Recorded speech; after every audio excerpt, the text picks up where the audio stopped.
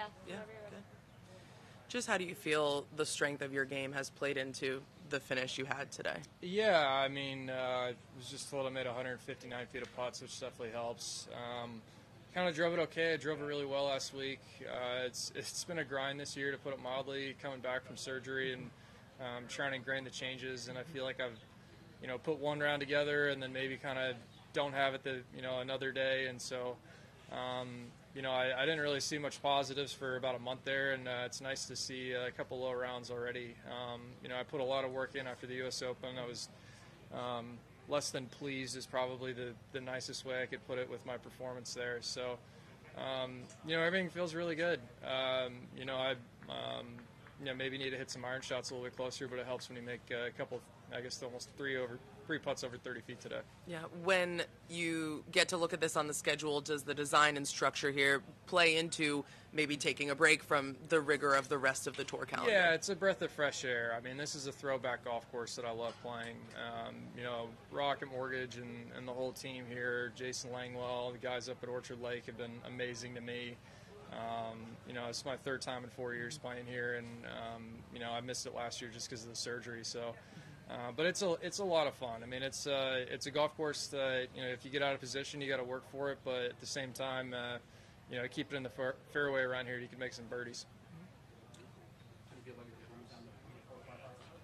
Yeah, I definitely would have liked to have gotten one. What was it? I guess 300 out of the 4.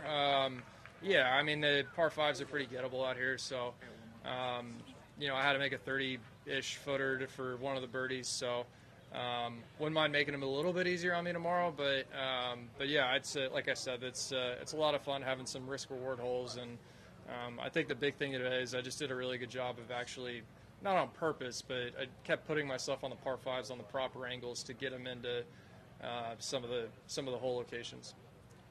Will, you mentioned your coach moved up here. How much time were you able to spend with him this week, and what work did you guys do to get ready for this week? Yeah, I lost the ability to hit kind of the low fade, which is my go-to for about 2 months there, and finally we kind of picked up on what I needed to do, just kind of messing around on the range on Monday, and it's nice that it's finally clicking. I mean, it's like I said, this year's been a giant work in progress. There's been some positives, there's been some lows, but I think the big thing is just staying patient, and I'm not a very patient person. I don't think any of the people out here that play professional golf are, but I just needed to kind of remove the expectations of whatever my performance is. I just need to get better with what I'm doing every day.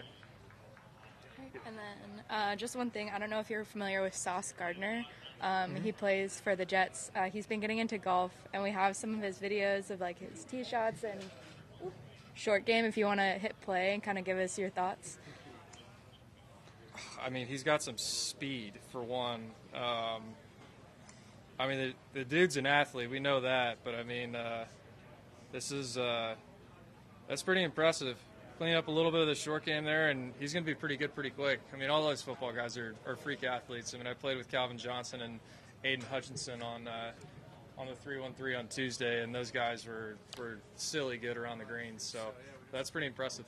Do you have any tips that you would give him for someone just starting out? But also I mean, I think he's a little busy 9 months out of the year, but keep practicing and keep loving the game. Awesome. Thanks, Phil. Yeah. And then last one with Todd over there.